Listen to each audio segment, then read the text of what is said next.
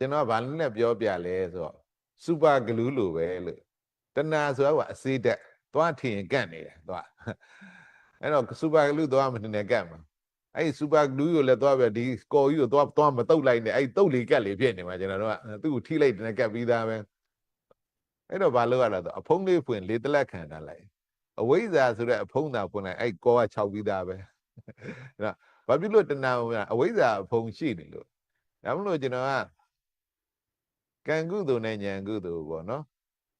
မြတ်စွာဘုရားကိုဖျောင်းနိုင်လေးမီးပူဇော်တယ်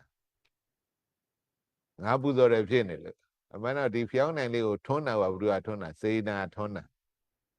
စေနာထွန်းတယ်လို့သိလိုက်တာကဘာပယ်လာတာအဝိဇ္ဇာစပယ်တာအဲ့ဒီစေနာမှာငါယူနေတာကအဝိဇ္ဇာ